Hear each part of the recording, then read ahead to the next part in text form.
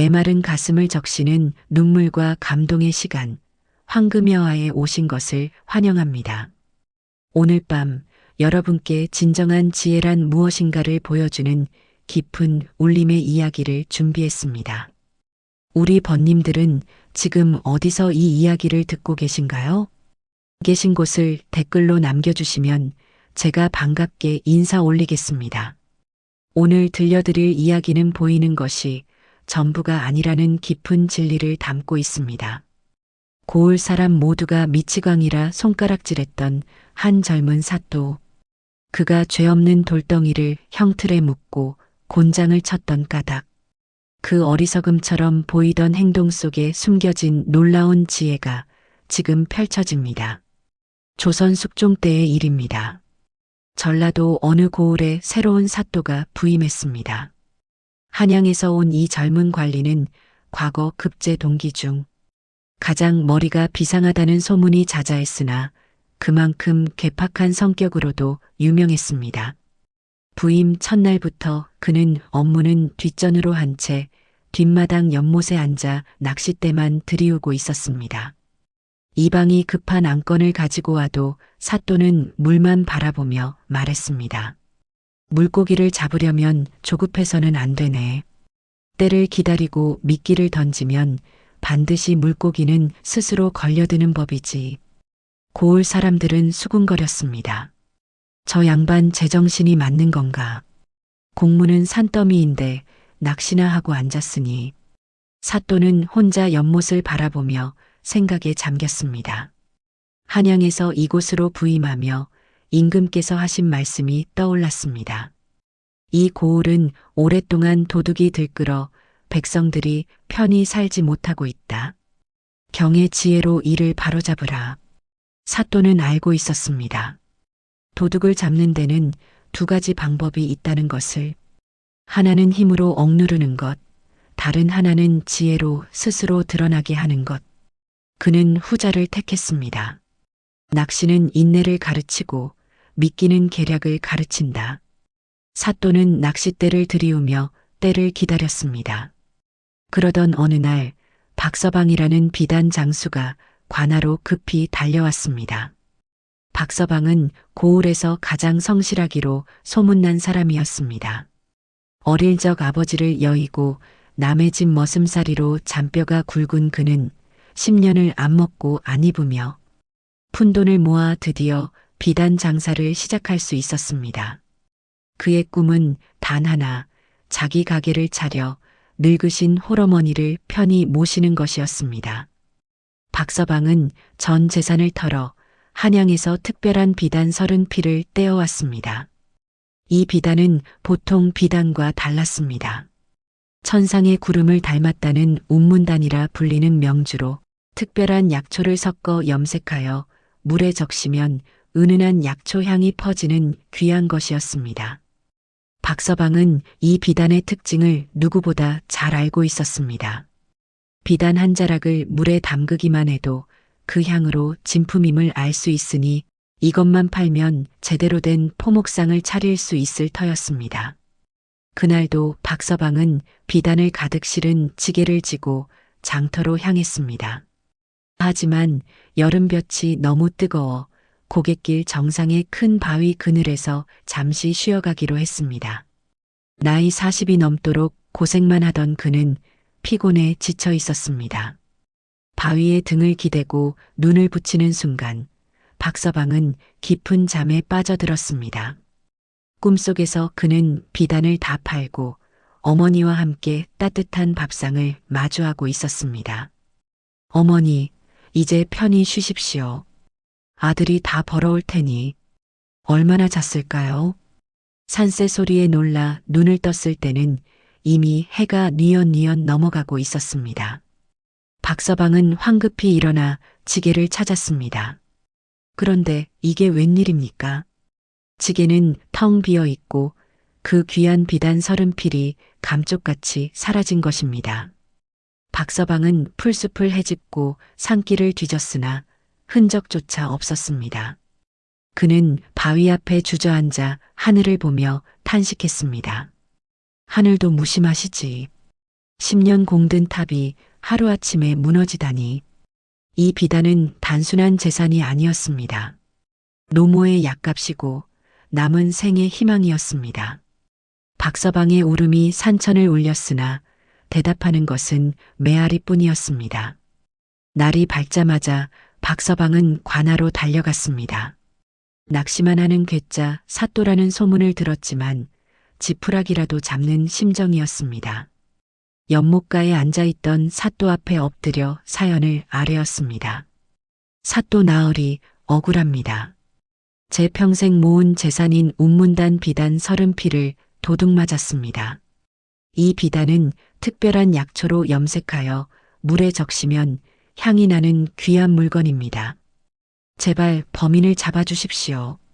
사또는 낚싯대를 바라보며 심드렁하게 물었습니다. 도둑의 얼굴은 보았는가?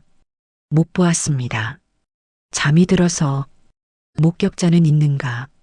산꼭대기라 오가는 사람이 없었습니다.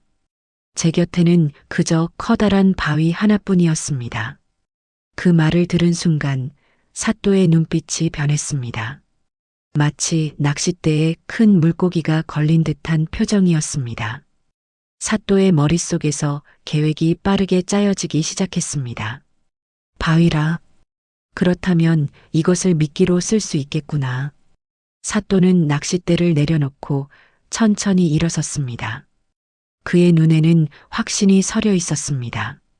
비단 30필이라면 범인은 아직 그것을 처분하지 못했을 것이다.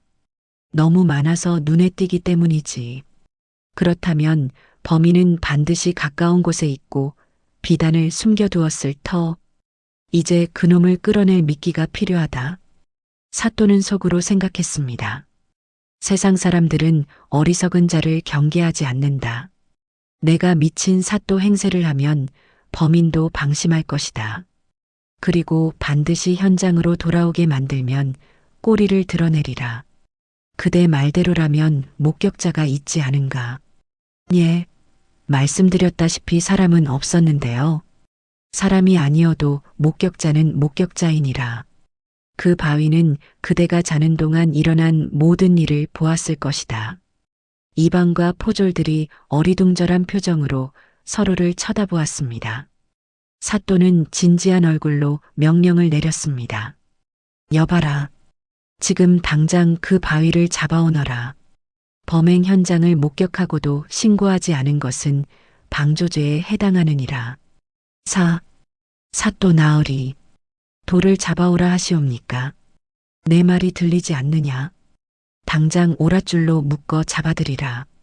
이방은 기가 막혔으나 명을 거역할 수는 없었습니다.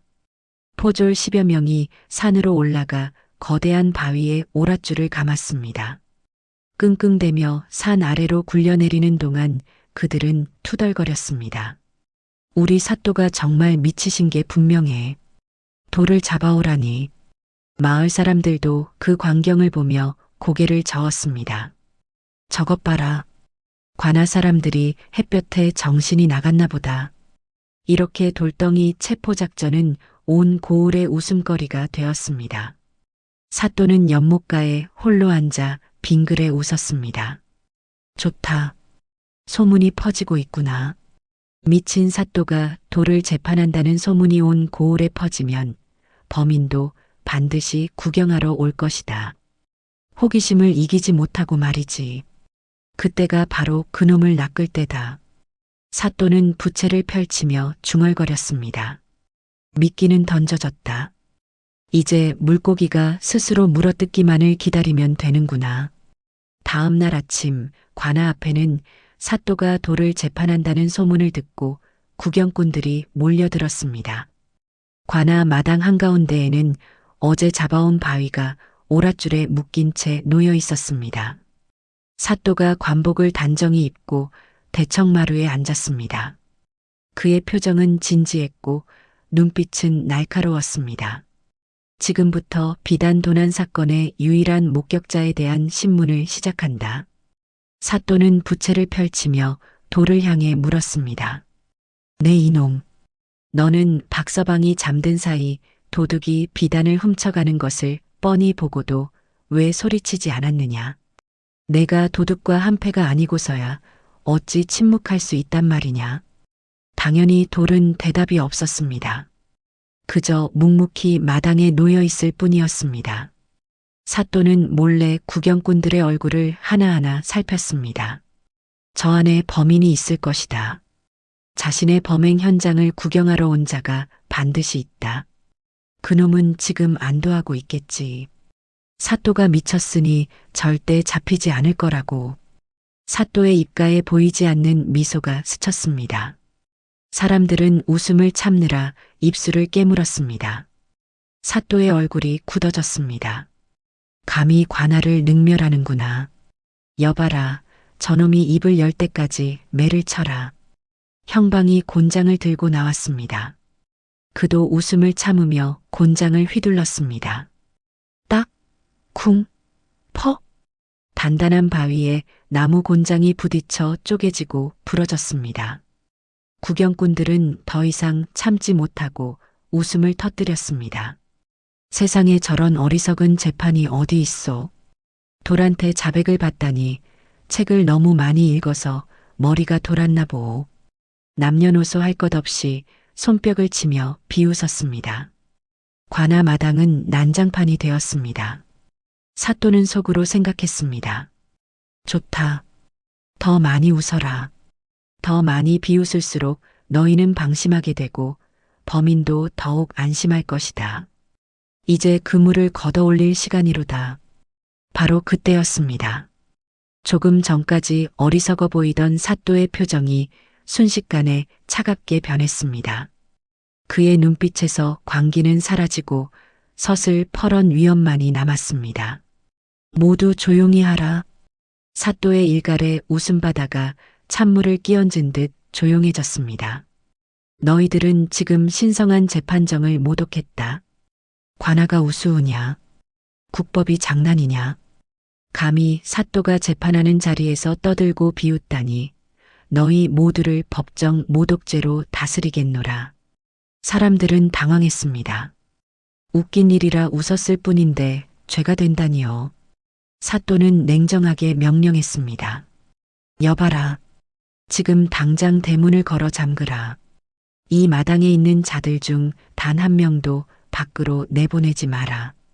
포졸들이 대문을 쾅 닫고 빗장을 질렀습니다. 수백 명의 사람들이 관아 마당에 갇혔습니다. 분위기는 순식간에 무거워졌습니다. 사또의 목소리가 마당에 울려 퍼졌습니다. 너희들은 곤장으로 다스려야 마땅하나 무지함을 가엾게 여겨 벌금형으로 대신하겠다. 사람들은 안도의 한숨을 내쉬었습니다. 하지만 사또의 다음 말은 뜻밖이었습니다. 단 돈은 받지 않는다. 너희는 지금 각자의 집으로 돌아가 비단 한 조각씩을 가져와 내 앞에 바쳐라. 크기는 손바닥만 하면 되느니라. 비단 조각을 가져온 자만이 이 문을 나갈 수 있을 것이다. 비단이라니요? 집에 비단이 없으면 어찌합니까? 옆집에서 빌리든 장터에서 사오든 알아서 하라. 해가 지기 전까지 가져오지 못하면 모두 옥에 가두겠노라. 사람들은 황당했으나 어쩔 수 없었습니다. 포졸들이 한 명씩 이름과 주소를 기록하고 내보냈다가 다시 들여보냈습니다. 어떤 이는 아내의 비단 치마를 몰래 잘라왔고 어떤 이는 장터에서 자투리 비단을 샀습니다. 가난한 이들은 헌옷을 뜯어 비단 조각을 마련했습니다. 그 무렵 구경꾼 중 한 명이었던 개똥이는 집으로 돌아가 광 안에 숨겨둔 비단 더미를 바라보고 있었습니다. 30필의 비단이 멍석 아래 가득 쌓여 있었습니다. 개똥이는 며칠 전 그 비단을 훔쳤을 때만 해도 하늘을 날 것 같았습니다. 이것만 있으면 평생 놀고 먹을 수 있어. 한 필씩만 팔아도 몇 년은 거뜬하지. 하지만 문제가 있었습니다. 비단이 너무 많았던 것입니다. 한꺼번에 팔자니 의심을 살 것 같고 조금씩 팔자니 언제 다 팔지 막막했습니다. 게다가 박서방이 관아에 신고했다는 소문도 들었습니다. 개똥이는 불안했지만 오늘 재판을 보고 안심했습니다. 우리 사또가 완전히 미쳤어. 돌을 재판하다니. 저런 바보 사또한테는 절대 안 걸려. 그런데 지금 문제가 생겼습니다. 비단 조각을 가져오라니. 개똥이는 고민에 빠졌습니다. 장터에 가서 비단을 사자니 돈이 아깝고 그렇다고 이웃집에서 빌릴 수도 없는 노릇이었습니다. 그의 눈이 광안의 비단 더미로 향했습니다. 잠깐만. 어차피 손바닥만 한 조각이라며? 이 비단 한 자락만 잘라서 내면 되잖아. 어차피 사또는 미친놈이니까 알아보지도 못할 거야. 개똥이는 비단 한 피를 꺼내 작은 조각을 잘라냈습니다. 그리고 그것을 품에 넣고 관아로 돌아갔습니다. 자신이 얼마나 어리석은 선택을 했는지도 모른 채 몇 시즌이 지나자 사또의 책상 위에는 형형색색의 비단 조각이 산더미처럼 쌓였습니다. 사또는 그 비단 더미를 지그시 바라보다가 박서방을 불렀습니다. 박서방, 이리 오너라. 예, 사또 나으리. 이 비단들을 하나하나 살펴보라. 혹시 그대가 잃어버린 운문단과 같은 것이 있는지 말이다. 박서방은 그제야 사또의 깊은 뜻을 깨달았습니다. 떨리는 손으로 비단 조각들을 하나씩 만져보기 시작했습니다. 수많은 비단을 다뤄온 장수의 손끝은 예민했습니다. 아닙니다. 이것은 명주가 아니라 무명이고 이것은 색이 다릅니다. 이것은 결이 거칩니다. 한참을 뒤적이던 박서방의 손이 어느 비단 조각 위에서 멈췄습니다. 그는 그 조각을 들어 코에 가까이 대고 천천히 숨을 들이마셨습니다. 그리고 눈물이 주르륵 흘러내렸습니다. 사또 나으리 찾았습니다. 이것이 바로 제 운문단입니다. 이 약초향을 절대 잊을 수 없습니다. 박서방이 그 비단 조각을 물이 담긴 대야에 담그자 은은한 약초향이 마당 가득 퍼졌습니다. 고을 사람들도 그 특별한 향을 맡고 탄성을 질렀습니다. 사또는 차분하게 이방에게 물었습니다. 이방, 이 비단 조각을 낸 자가 누구냐? 이방이 장부를 펼쳐 확인했습니다. 고을 건너편에 사는 개똥이라는 자입니다. 개똥이는 평소 일은 하지 않고 노름과 술로 날을 보내는 건달이었습니다. 사또가 명령했습니다. 여봐라. 지금 당장 개똥이를 잡아들이고 그놈의 집을 샅샅이 뒤져라. 포졸들이 개똥이를 덮쳤습니다. 개똥이는 그제야 자신이 덫에 걸렸음을 깨달았습니다. 얼굴이 새하얗게 질렸습니다. 아, 내가 왜 그 비단을 잘라냈단 말인가. 돈 몇 푼 아끼려다 이 꼴이 됐구나. 개똥이는 발버둥 쳤습니다. 아니요, 나는 모르는 일이요. 그건 집에 있던 천조각이었소.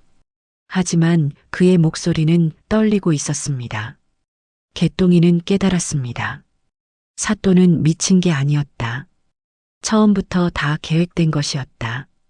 나는 그놈의 손바닥 위에서 놀아난 것이다. 그는 무릎이 풀려 주저앉았습니다. 자신의 욕심이 자신을 파멸로 이끌었다는 것을 이제야 깨달았습니다.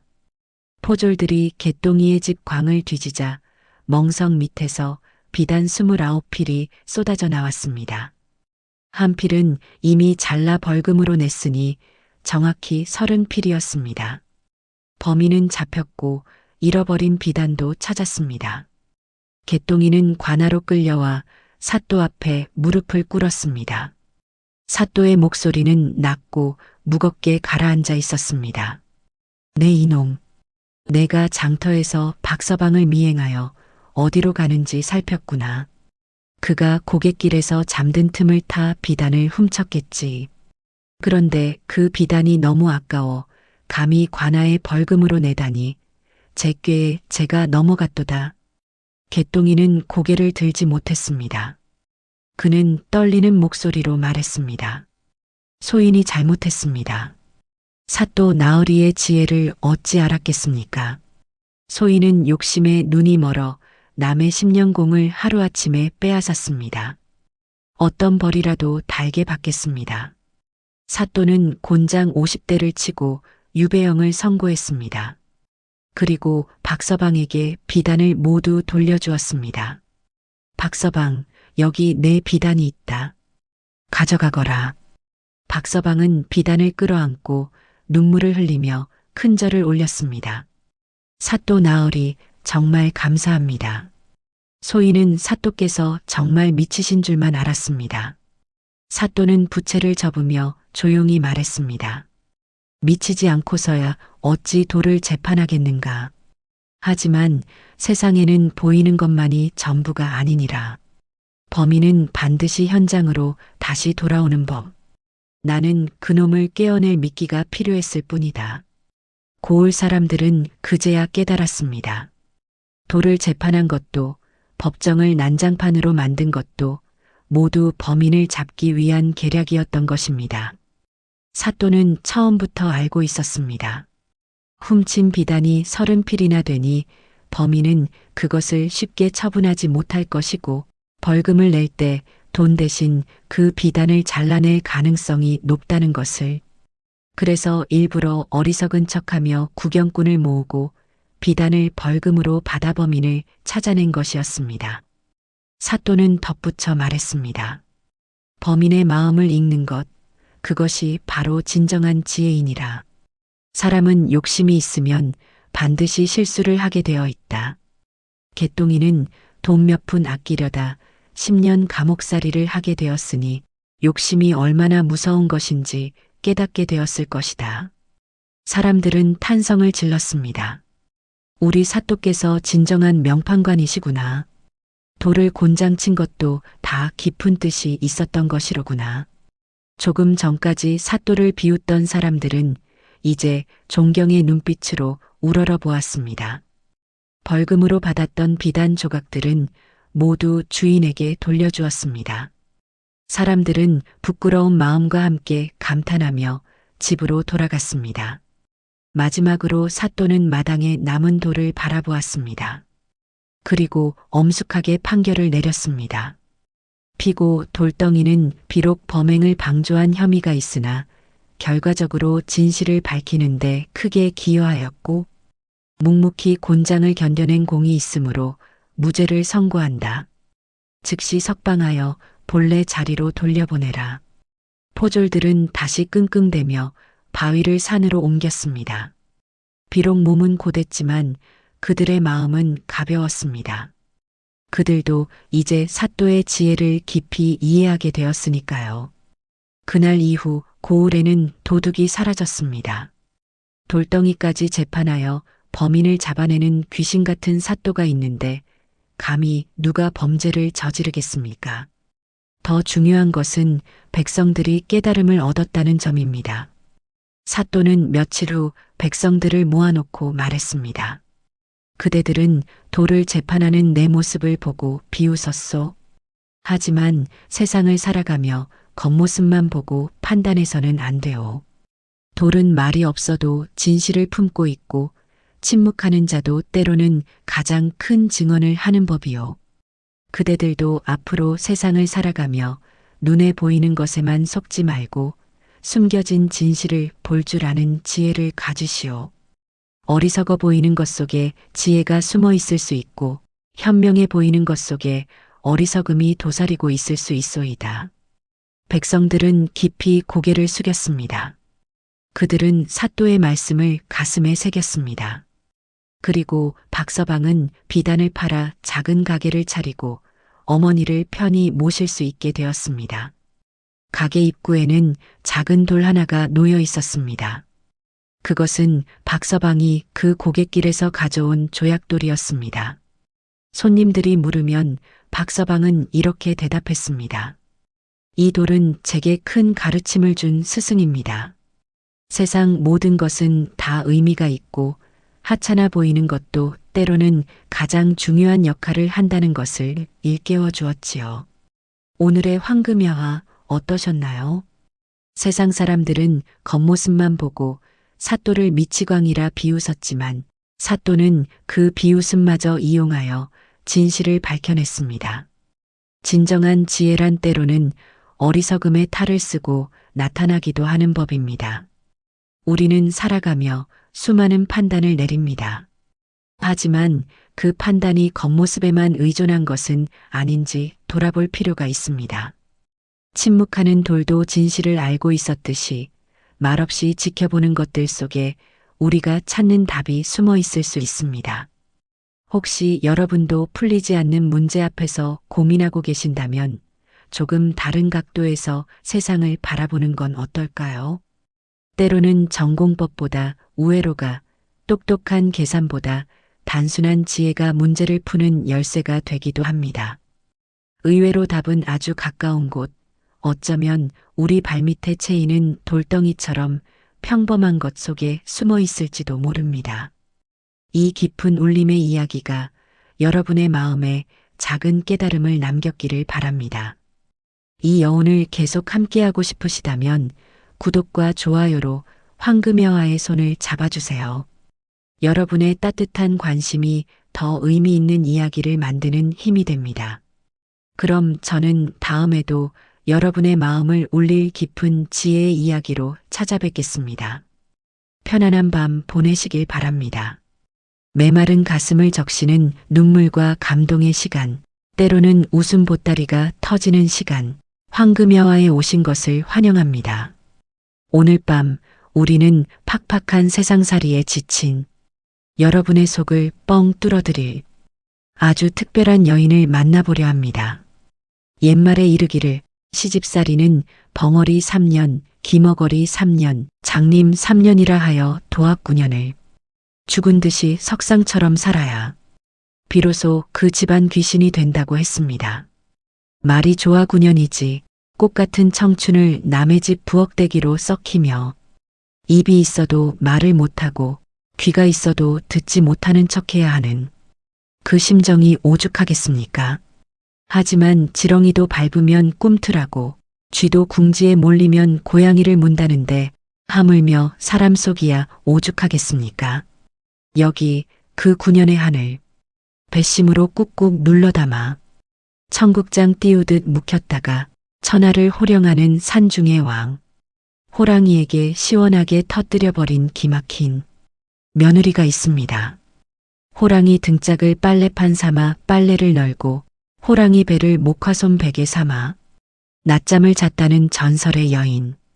호랑이보다 무서운 건 곶감이 아니라 도끼 품은 K 며느리라는 것을 몸소 증명한 복순이의 통쾌한 이야기. 지금부터 그 파란만장한 사연의 보따리를 하나하나 풀어보겠습니다. 옛날 어느 깊은 산골 마을에 조선 팔도가 다 아는 악독 시어머니 최 씨 부인이 살고 있었습니다. 이 최 씨 부인으로 말할 것 같으면 찔러도 피 한 방울 안 나올 것 같은 꼬장꼬장함에 동네 개미 새끼 한 마리도 허락 없이는 그 집 문턱을 못 넘는다는 소문난 독종이었습니다. 그녀의 혓바닥은 독사보다 차갑고 눈초리는 먹이를 노리는 매보다 매서웠으니 그 밑으로 시집온 며느리 복순이의 팔자는 그야말로 전생에 나라를 팔아먹었나 싶을 정도로 기구했습니다. 복순이는 비록 가난한 집에서 태어났으나 심지 굵고 뼈대 굵은 무명천처럼 질긴 여인이었습니다. 하지만 최 씨 부인의 괴롭힘은 인간의 한계를 시험하는 수행과도 같았습니다. 해가 뉘엿뉘엿 지고 저녁밥 짓는 연기가 모락모락 피어올라야 할 시간이면 최 씨 부인은 어김없이 며느리를 안방으로 호출했습니다. 복순아, 내 인연. 어디서 군뱅이처럼 꾸물거리고 있느냐. 당장 튀어오지 못할까? 어머니, 부엌에서 아궁이 불씨 살리고 있었습니다. 부르셨습니까? 그래 불렀다. 내년이 밤만 축내고 할 일이 없어 빈둥거리는 꼴을 보니 내 속이 뒤집혀서 불렀다. 자, 여기 이 자루가 보이느냐? 이 안에 든 콩이 섞여 있는데 검은 콩은 검은 콩대로, 흰 콩은 흰 콩대로, 그리고 팥은 팥대로 모조리 분류해라. 그리고 정확히 콩알이 만 개인지 세어보거라. 만약에, 아주 만약에 9,999개가 나오거나 10,000개가 나온다면 오늘 밤 내년 밥그릇은 고사하고 내 남편 놈 밥상도 없을 줄 알아라. 어머니, 이 많은 걸 언제 다 가려내고 삽니까? 지금 해가 다 저물어서 눈도 침침하고 내일 새벽같이 일어나서 물도 길어야 하는데요. 인연이 어디서 시어머니 말에 토를 달아?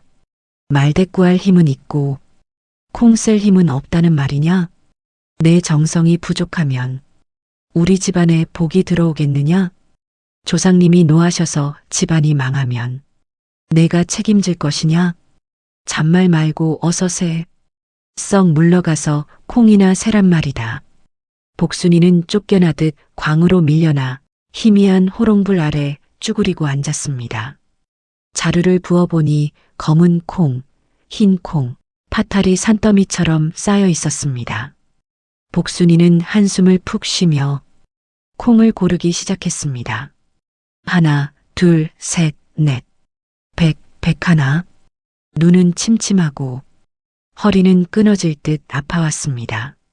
건너방에서는 남편 칠성이가 드르렁드르렁 코를 골며 자는 소리가 들려왔습니다.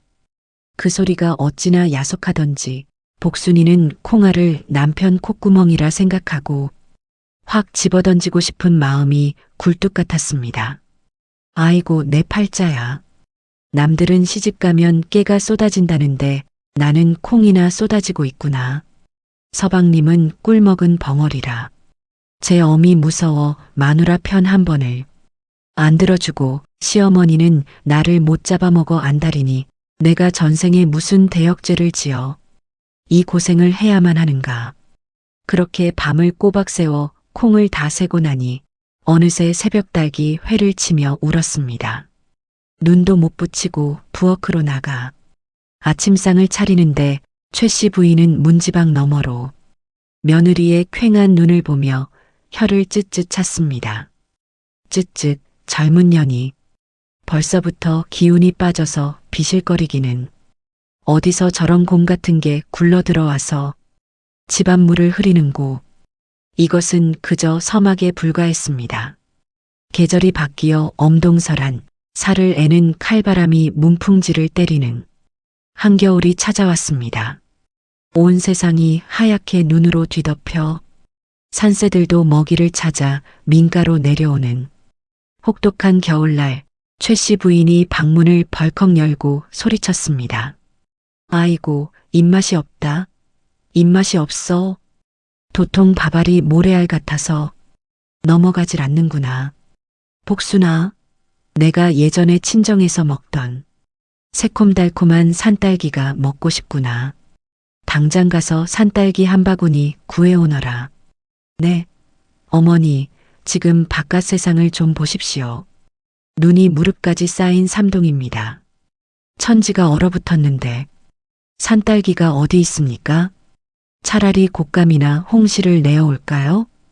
인연이 또 혓바닥을 놀려 내년 정성이 지극하면 하늘이 감동해서 눈밭에 딸기라도 내려주지 않겠느냐? 옛날 효자들은 한겨울에 잉어도 잡아오고 죽순도 구해왔다는데 며느리라는 년이 시어머니 입맛 하나 못 맞춰주겠다는 게냐? 당장 나가. 내 눈앞에서 사라져서 산딸기를 구해오지 못하면 다시는 이 문지방 넘을 생각 마라. 결국 복순이는 쫓겨나듯 낡은 광주리 하나를 끼고 눈보라치는 산으로 향했습니다. 얇은 무명 저고리 하나로는 칼날 같은 바람을 막을 수가 없었습니다. 살점이 떨어져 나갈 듯한 추위에 이가 딱딱 부딪혔고 눈물인지 콧물인지 모를 것이 흘러내려 뺨 위에서 그대로 얼어붙었습니다. 무릎까지 빠지는 눈길을 헤치며 산 중턱에 다다랐을 때 복순이는 더 이상 걸을 힘이 없어 눈밭에 털썩 주저앉고 말았습니다. 서러움이 복받쳐 올라 통곡이 터져 나왔습니다. 아이고 엉엉 내 신세야. 이 넓은 천지에 내 몸 하나 의탁할 곳이 없어. 이 추운 날 객사를 하게 생겼구나. 남편이란 작자는 따뜻한 아랫목에서 배 긁고 있을 텐데 나는 여기서 얼어 죽어 귀신이 되겠구나. 차라리 호랑이라도 나타나서 나를 콱 물어가 버려라. 그 지옥 같은 시댁에 다시 들어가서 콩을 세고 멸시를 받느니 차라리 짐승밥이 되는 게 낫겠다. 어디 있냐 호랑아. 나 좀 잡아먹어라. 그런데 말이 씨가 된다고 했던가요? 복순이의 울음소리가 메아리가 되어 사라지기도 전에 등 뒤에서 산천초목이 벌벌 떨만한 짐승의 거친 숨소리가 들려왔습니다. 그르릉, 크아앙, 땅이 울리고 나뭇가지에 쌓인 눈이 우수수 떨어졌습니다. 복순이가 천천히 고개를 돌려보니 세상에나 집채만 한데호 백두산 호랑이 중에서도 왕이라 불리는 상군이 시뻘건 아가리를 벌리고 복순이를 내려다보고 있었습니다. 금방이라도 복순이의 머리통을 한 입에 삼킬 기세였습니다. 누런 털에 박힌 검은 줄무늬는 마치 저승사자의 명부 같았고 안광은 도깨비불처럼 이글거렸습니다. 보통 사람 같으면 그 자리에서 오금이 저려 거품을 물고 기절했을 테지요. 하지만 복순이는 달랐습니다. 아니, 정확히 말하면 복순이의 멘탈이 그 순간 붕괴되어 버렸습니다. 지난 3년간 시어머니에게 당한 서름, 남편에 대한 원망, 그리고 이 추위와 배고픔이 뒤섞여 공포심 따위는 안드로메다로 날아가 버리고 오직 분노와 도끼만이 남은 상태였습니다. 이판사판 공사판이다. 복순이는 옆에 있던 빈 광주리를 호랑이 면상에 집어던지며 벌떡 일어났습니다.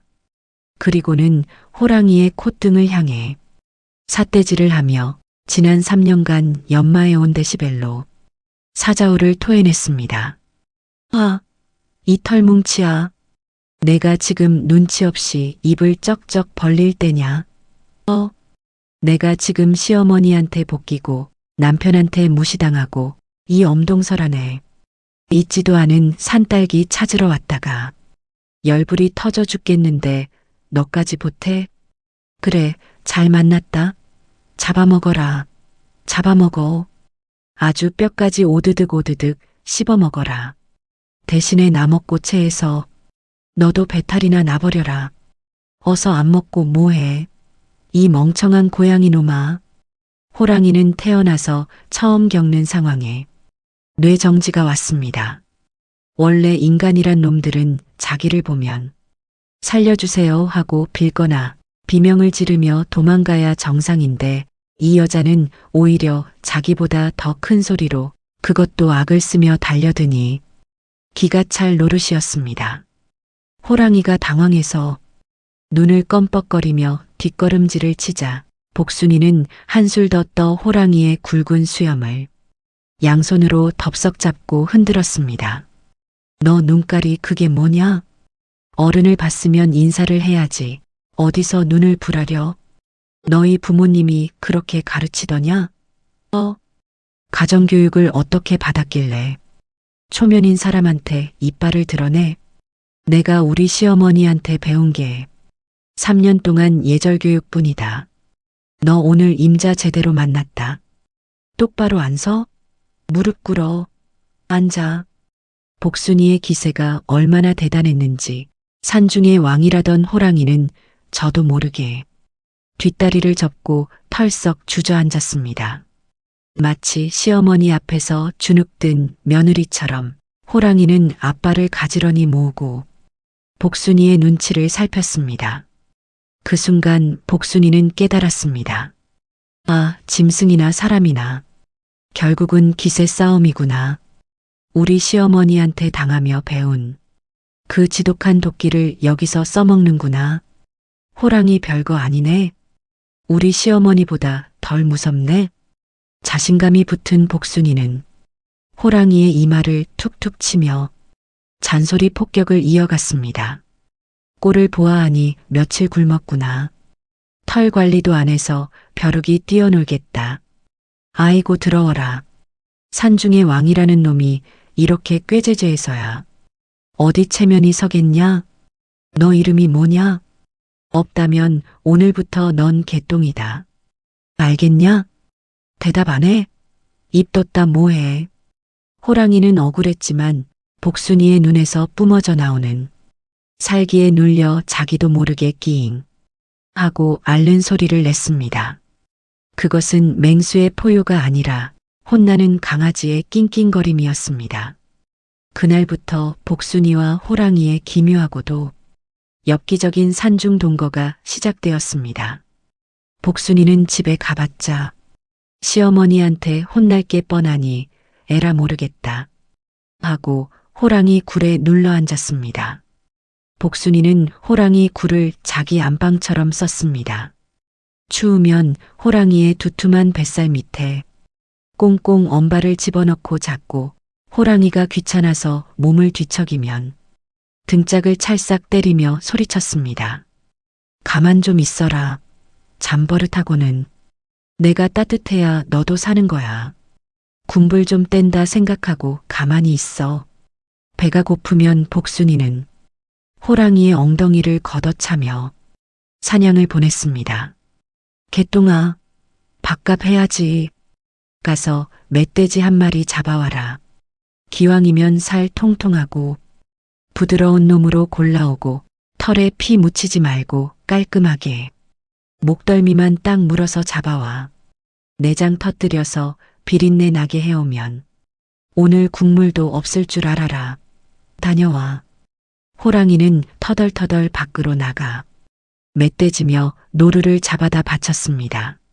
내가 전생에 무슨 죄를 지었길래 저런 여자를 만나서 이 고생인가 싶었지만 복순이가 잡아온 고기를 짓불에 노릇노릇 구워서 자, 아해라 하고 던져주는 그 맛에 길들여져 도망칠 생각도 못했습니다. 복순이는 호랑이 가죽 빗질도 해주고 이빨에 낀 고기도 빼주며 호랑이를 마치 다 큰 아들 키우듯 조련했습니다. 호랑이 역시 밤마다 복순이가 해주는 옛날 이야기를 들으며 스르르 잠들곤 했습니다. 그렇게 한 달이 지나고 드디어 산천에 눈이 녹고 봄 기운이 돌기 시작했습니다. 복순이는 이제 집으로 돌아가야겠다고 생각했습니다. 하지만 빈손으로 갈 수는 없었습니다. 산딸기는 못 구했어도 며느리의 위엄을 보여줄 무언가가 필요했습니다. 복순이는 호랑이의 목덜미를 쓰다듬으며 음흉하게 웃었습니다. 개똥아, 너 나랑 같이 우리 시댁에 좀 가자. 가서 내가 시키는 대로만 하면 내가 평생 맛있는 고기배 터지게 먹게 해줄게. 너 밥 굽는 거 싫지? 나 없으면 누가 이빨 쑤셔주냐? 복순이는 아궁이에서 숯을 꺼내 호랑이의 이마와 몸에 칠했습니다. 호랑이 특유의 줄무늬를 가리고 누렁이처럼 보이게 하려는 엉성한 위장이었습니다. 그리고는 호랑이 등에 잡은 멧돼지 뒷다리와 장작더미를 잔뜩 실었습니다. 호랑이는 자존심이 상해서 으르렁거렸지만 복순이가 눈을 한번 흘기자 이내 꼬리를 말고 순한 양이 되었습니다. 복순이는 당당하게 호랑이를 끌고 마을로 내려왔습니다. 최 씨 부인은 대문 밖에서 며느리가 돌아오기만을 기다리고 있었습니다. 걱정되어서가 아니라 한 달이나 집을 비운 며느리를 요절을 내주려고 벼르고 있었던 것이지요. 몽둥이를 들고 서 있던 최 씨 부인은 멀리서 며느리가 집채만한 짐승을 끌고 오는 것을 보고 눈이 휘둥그레졌습니다. 이 망할년이 딸기를 따오라니까 어디서 바람이 나서 이제 기어들어와? 그리고 저 송아지만 한 똥개는 또 뭐냐? 산딸기는 어쩌고 개를 끌고 와? 어머니, 산딸기는 철이 아니라 못 구했습니다. 대신 산신령님이 점지해준 아주 특별한 개를 한 마리 데려왔습니다. 힘이 장사라 머슴 열목슨 거뜬히 해낼 놈입니다. 이름은 개똥이입니다. 인사해라 개똥아. 어머님이시다. 호랑이가 최 씨 부인을 보며 본능적으로 크르릉하고 낮은 소리를 내자 최 씨 부인은 깜짝 놀라 뒷걸음질 쳤습니다. 그 살벌한 눈빛과 압도적인 덩치에 오금이 저려왔습니다. 하지만 천하의 최 씨 부인이 기가 죽을 리 없지요. 그녀는 몽둥이를 휘두르며 호랑이의 콧등을 위협했습니다. 이 똥개가 어디서 감히 주인을 보고 이를 드러내? 눈깔 안 깔아? 밥값 못하면 너부터 가마솥에 들어가서 게장국이 될 줄 알아라. 호랑이는 순간 야성이 폭발해 앞발을 들어 최 씨 부인의 머리통을 날려버리려 했습니다. 하지만 그때 복순이가 헛기침을 하며 앉아 라는 눈빛을 보냈습니다. 호랑이는 복순이의 그 눈빛이 최 씨 부인의 몽둥이보다 100배는 더 무섭다는 것을 본능적으로 알고 있었습니다. 결국 호랑이는 깨갱하고 꼬리를 내리며 얌전한 강아지 흉내를 냈습니다. 그 모습을 본 최 씨 부인은 코웃음을 쳤습니다. 덩치만 컸지순 맹물 같은 놈이구나. 좋다. 머슴 대신 밥값이나 하나 보자. 그날 밤부터 최 씨 부인의 시집살이는 며느리뿐만 아니라 호랑이에게까지 이어졌습니다. 마당을 쓸어라, 연장을 가져와라, 장작을 패라.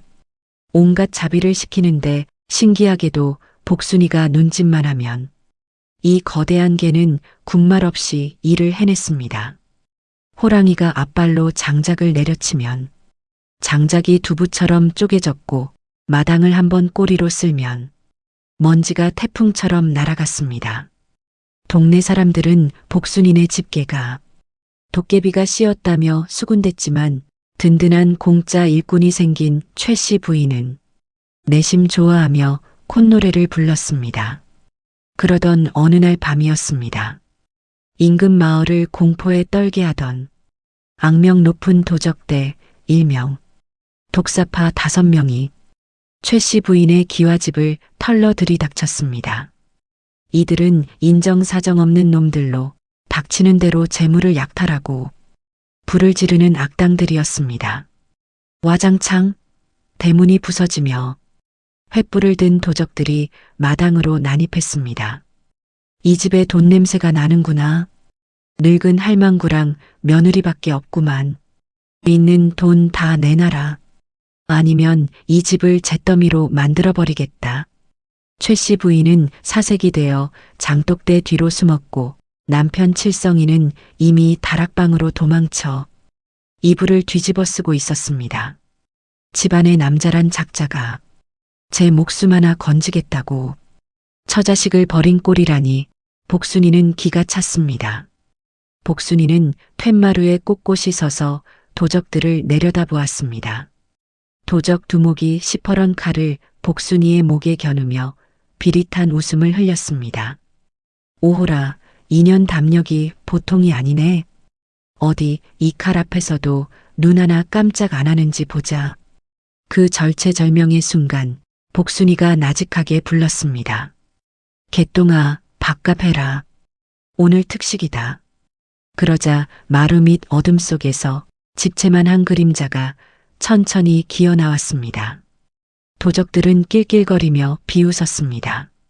뭐야? 이 똥개는? 이 집은 개를 키우는 게 아니라 송아지를 키우나 보네. 야, 오늘 안주거리 생겼다. 게장국이나 끓여 먹자. 도적 하나가 칼을 휘두르며 개똥이에게 다가갔습니다. 하지만 그 순간 달빛이 구름을 벗어나 마당을 비추자 개똥이가 몸을 부르르 떨며 위장을 털어냈습니다. 숯검정이 씻겨나가고 선명하고 위험 있는 검은 줄무늬와 황금빛 털이 드러났습니다. 그리고 산천이 쩌렁쩌렁 울리는 맹수의 포효가 터져나왔습니다. 어흥, 으르르릉. 그 소리가 얼마나 크고 웅장했는지 기와장이 들썩거리고 도적들의 고막이 찢어지는 듯 했습니다. 도적들은 엉덩방아를 찌우며 비명을 질렀습니다. 호랑이다. 백두산 호랑이다. 사람 살려. 개가 호랑이로 변했다. 호랑이는 순식간에 앞발을 휘둘러 도적 두 놈을 허공으로 날려보내고 나머지 놈들의 엉덩이를 물어뜯으며 마당을 휘저었습니다. 칼이고 뭐고 다 내팽개친 도적들은 걸음하날 살려라를 외치며 똥오줌을 지리며 도망쳤습니다. 순식간에 상황은 종료되었습니다. 장독대 뒤에서 이 모든 광경을 지켜보던 최 씨 부인은 다리가 풀려 주저앉고 말았습니다. 자기가 매일 빗자루로 때리고 구박하던 그 똥개가 사실은 사람을 찢어 죽인다는 산중의 왕 호랑이였던 것입니다. 최 씨 부인의 입술이 파르르 떨렸습니다. 아이고, 내가 미쳤지. 호랑이한테 빗자루질을 하다니. 이제 나는 죽은 목숨이구나. 호랑이는 거친 숨을 몰아쉬며 피 묻은 입가를 닦고는 천천히 최 씨 부인 쪽으로 고개를 돌렸습니다. 그 노란 눈동자가 최 씨 부인과 마주쳤습니다. 최 씨 부인은 눈을 질끈 감고 비명을 질렀습니다. 살려주세요. 상군님, 제가 잘못했습니다. 그때 복순이의 차분한 목소리가 들렸습니다. 개똥아, 털 묻는다. 저리 가서 앉아.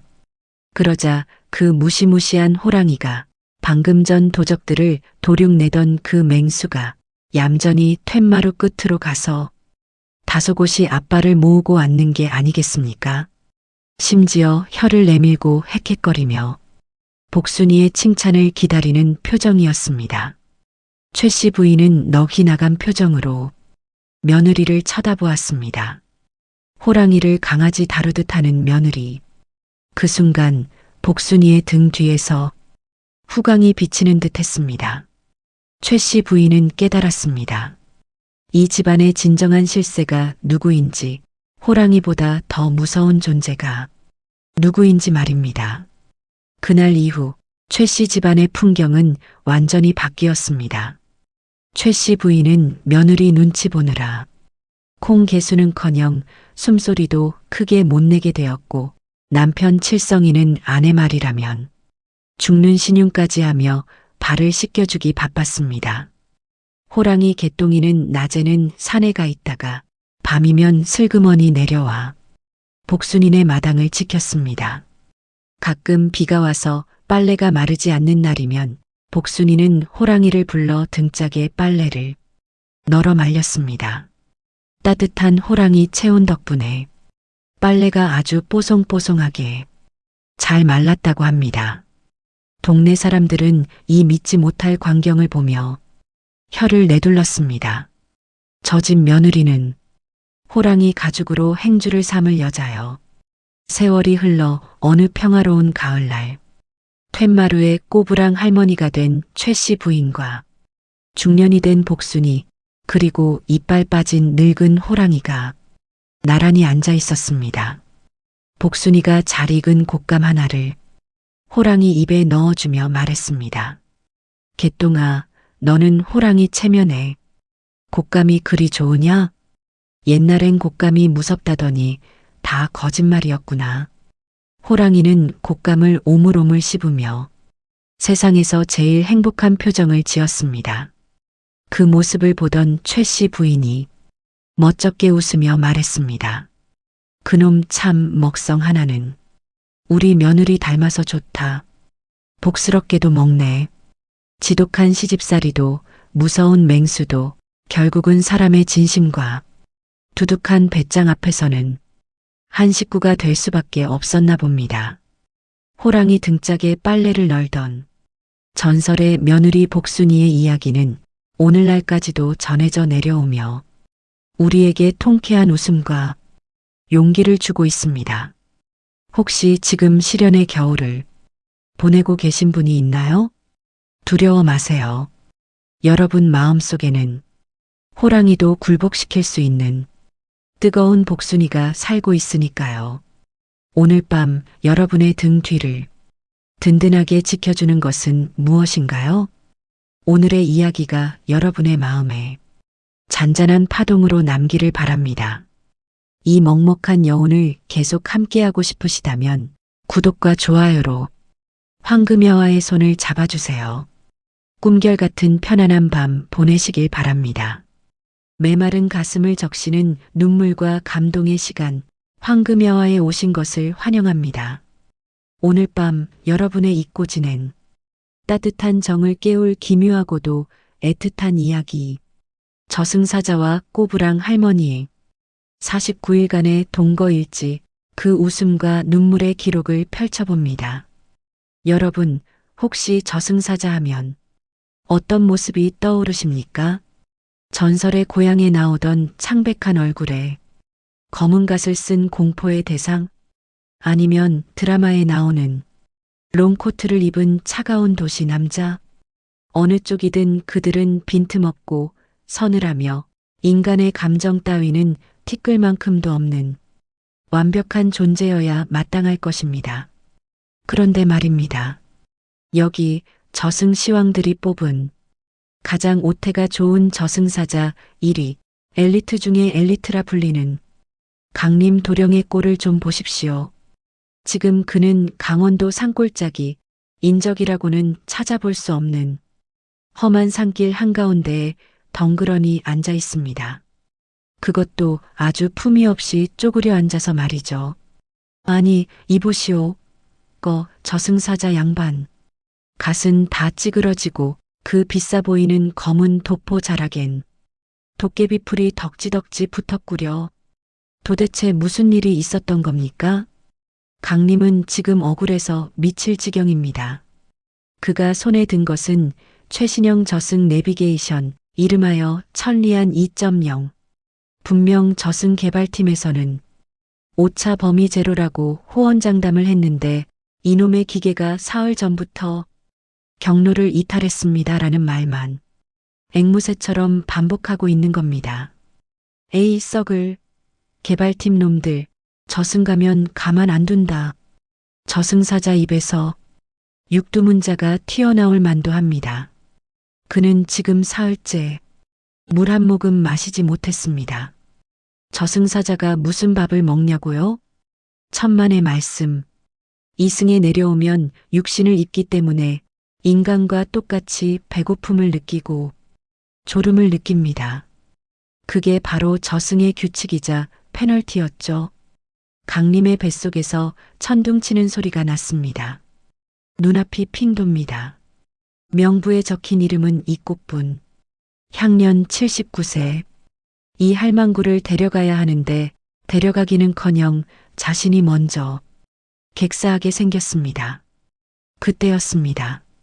흐릿한 시야 사이로 저 멀리 고추밭이 보이고 그 밭둑에서 허리를 펴는 한 꼬부랑 할머니가 보였습니다. 강림은 체면이고 뭐고 다 집어치우고 비틀거리며 걸어갔습니다. 물이라도 한 모금 얻어 마실 요량이었죠. 그런데 강림을 발견한 할머니의 반응이 기가 막힙니다. 보통은 검은 옷을 입은 낯선 사내를 보면 놀라거나 피하기 마련인데 이 할머니는 대뜸 흙 묻은 호미를 든 채 득달같이 달려오는 게 아니겠습니까? 아이고, 이 썩을 놈아. 철수야. 너 철수 맞지? 철수? 강림이 눈을 껌뻑였습니다. 할머니의 거친 손이 강림의 멱살을 잡았습니다. 아니, 정확히는 반가움과 분노가 뒤섞인 등짝 스매싱이 날아왔습니다. 짝, 짝, 아, 할멈, 왜 때려? 왜 때려? 이놈의 새끼를 그냥.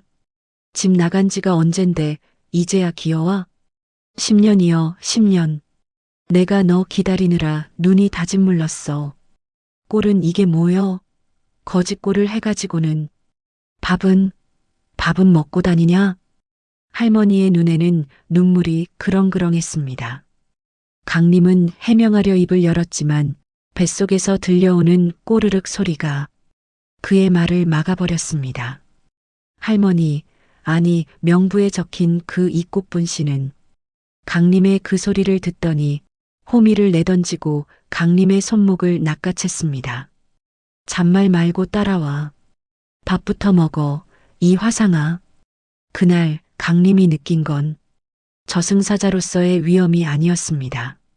자신을 철수라고 부르며 끌고 가는 억센 소나기의 힘, 그리고 부엌 아궁이에서 피어오르는 매캐하지만 구수한 연기 냄새뿐이었지요. 할매의 집은 쓰러져가는 초가집이었습니다. 방 안에 들어가니 퀴퀴한 메주 냄새와 묵은 나물 냄새가 났습니다. 할매는 밥상 다리가 휘어지도록 차려왔습니다. 고봉으로 쌓은 흰 쌀밥, 보글보글 끓는 된장찌개, 짭조름한 장조림, 그리고 각 구운 조기 한 마리. 강림은 침을 꿀꺽 삼켰습니다. 뭐해? 안 처먹고 식기 전에 퍼뜩 먹어. 강림은 숟가락을 들었습니다. 한 입, 두 입. 따뜻한 밥알이 목구멍을 넘어가는 순간 강림은 왈칵 눈물이 날 뻔했습니다. 수백 년 동안 잊고 지냈던 감각, 포만감이 온몸을 휘감았습니다. 그래, 일단 배부터 채우고 해명하자. 나는 철수가 아니라고. 나는 당신을 데리러 온 저승사자라고. 그렇게 생각하며 밥그릇을 싹싹 비웠습니다. 하지만 그 일단은 하루가 되고 이틀이 되고 어느새 보름이 지나버렸습니다. 얼떨결에 가출한 조카 철수가 된 저승사자의 기막힌 더부살이가 시작된 것입니다. 강림의 일상은 처참했습니다. 새벽 5시, 닭이 울기도 전에 할매의 발길질에 눈을 뜹니다. 야, 철수야. 해가 중천인데 언제까지 처자빠져 잘 거요. 일어나서 소염을 끓여. 저승사자가 소염물을 끓이다니요. 강림은 투덜거리며 부엌으로 나갑니다. 아궁이에 불을 지피는 것도 처음엔 서툴러서 눈물 콧물 다 뺐지만 이제는 제법 능숙하게 불을 붙입니다.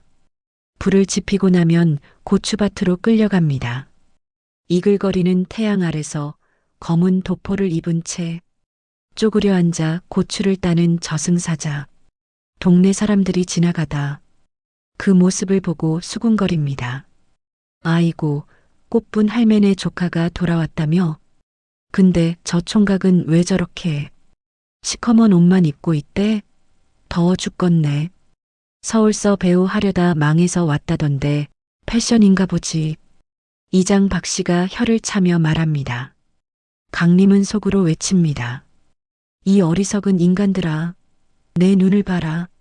나는 죽음을 관장하는 사자란 말이다. 하지만 현실은 할매의 호통뿐입니다. 야 이놈아, 마늘 깐다며. 마늘을 다 짓이겨 놓으면 어떡해. 이 곰손 같은 놈아. 강림은 쭈그리고 앉아 눈물을 삼키며 마늘을 깝니다. 도대체 나는 누구인가, 여긴 어디인가. 하지만 강림이 도망치지 못하는 진짜 이유는 따로 있었습니다. 밤이 되면 강림은 툇마루에 앉아 품속에서 명부를 꺼내봅니다. 저승의 명부는 절대적인 것입니다. 적힌 이름과 날짜는 바꿀 수도 지울 수도 없지요. 그런데 이상하게도 이 집에만 들어오면 명부가 먹통이 됩니다. 분명 이 꽃분이라는 이름이 적혀 있어야 할 페이지가 마치 누군가 지우개로 문지른 것처럼 뿌옇게 흐려져 보이지 않는 것입니다. 글자가 꿈틀거리며 도망가는 것 같기도 하고 짙은 안개에 가려진 것 같기도 했습니다. 이게 도대체 무슨 조화란 말인가? 강림은 고민에 빠집니다. 혹시 이 할매 보통 인간이 아닌 건가? 숨겨진 도사라거나 아니면 전생에 나라를 구한 영웅이라도 되는 건가? 그때 툇마루 문이 드르륵 열리며 할매가 나옵니다. 손에는 김이 모락모락 나는 찐 옥수수 2개가 들려 있습니다. 야, 썩을 놈아. 청승 떨지 말고 이거 먹어. 할매는 옥수수를 강림에게 툭 던져줍니다. 투박한 손, 거친 말투. 하지만 옥수수는 뜨거울 정도로 따뜻합니다. 할매, 나 철수 아닌 거 알잖아. 강림이 옥수수를 만지작거리며 넌지시 묻습니다. 하지만 할매는 딴청을 피웁니다. 시끄러. 배부르니까 헛소리가 나오지. 내일은 장날이니께 따라 나설 준비나 해. 읍내 가서 몸빼 바지 하나 사 입혀야지. 원. 다음 날 강림은 할매를 따라 읍내 시장에 갔습니다. 사람들이 북적이는 시장통. 할매는 강림의 손을 꼭 잡고 놓지 않았습니다. 마치 잠시라도 한눈을 팔면 또다시 잃어버릴까봐 겁내는 사람처럼 말이죠. 아이고, 꽃분 할매. 이 훤칠한 총각은 누구여? 조카여? 그려. 내 조카 철수여. 인물 좋지? 서울 물 먹어서 아주 훤해. 할매는 만나는 사람마다 강림을 자랑하느라 바빴습니다. 강림은 쑥스러워 고개를 숙였지만 내심 기분이 나쁘지는 않았습니다. 생전 처음 느껴보는 감정. 누군가가 나를 자랑스러워한다는 것. 나를 내 새끼라고 불러준다는 것. 시장을 돌던 중 위기가 찾아왔습니다. 시장 어귀에서 점을 보는 용한 무당 할멈과 딱 마주친 것입니다. 무당 할멈은 강림을 보자마자 사색이 되어 뒷걸음질 쳤습니다. 헉, 저게 뭐야? 저승? 무당이 소리를 지르려는 찰나 강림이 눈을 부라리며 검지손가락을 입술에 갖다 댔습니다. 쉿! 서늘한 살기에 무당은 그만 기절초풍하여 자리에 주저앉고 말았지요. 어이구, 저 할망구가 더위를 먹었나? 쯧쯧. 꽃분 할매는 아무것도 모른 채 강림을 이끌고 제과점으로 들어갔습니다. 그리고는 품속 깊은 곳에서 꼬깃꼬깃한 쌈짓돈을 꺼내 초코파이 한 상자를 샀습니다. 너 이거 좋아하잖아. 어릴 때 이거 사달라고 떼쓰다가 나한테 뒤지게 맞았지? 강림은 초코파이를 받아들었습니다. 철수라는 놈이 좋아했을 과자. 하지만 지금은 강림의 손에 들려 있습니다. 달콤한 초콜릿 맛. 하지만 목이 메어 넘어가지 않았습니다. 어느 날 밤 세찬 비바람이 몰아쳤습니다. 천둥 소리가 산골 마을을 뒤흔들었죠. 할매는 천둥 소리를 유난히 무서워했습니다. 방 구석에 웅크리고 앉아 귀를 막고 떨고 있었지요. 강림은 할매 곁으로 다가가 슬그머니 이불을 덮어주었습니다. 할매, 무서워요? 시끄러, 이놈아. 늙으면 다 그려. 강림은 할매의 곁에 앉아 조용히 옛날 이야기를 해주었습니다. 저승에는 천둥도 없고 비도 없고 그저 고요한 강물만 흐른다는 이야기. 그곳에 가면 아픈 허리도 낫고 보고 싶은 사람들도 다 만날 수 있다는 이야기. 마치 동화 구연을 하듯 부드러운 목소리로 말이죠. 거기는 우리 아들도 있냐? 할매가 툭 던지듯 물었습니다. 네, 있을 겁니다. 아주 잘 지내고 있을 거예요. 매일매일 어머니 생각하면서 할매는 그제야 떨림을 멈추고 강림의 어깨에 기대어 잠이 들었습니다. 강림은 잠든 할매의 얼굴을 들여다보았습니다. 주름진 얼굴, 검버섯핀 피부. 이 작고 약한 인간이 도대체 무슨 힘으로 저승의 명부를 가리고 있는 걸까? 그때 강림은 깨달았습니다.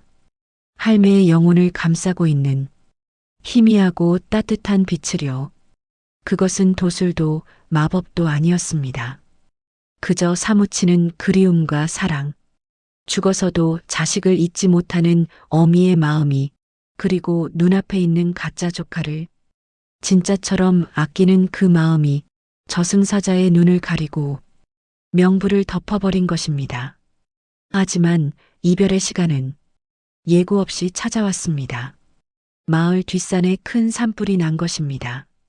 건조한 날씨 탓에 불길은 삽시간에 마을로 번져왔습니다.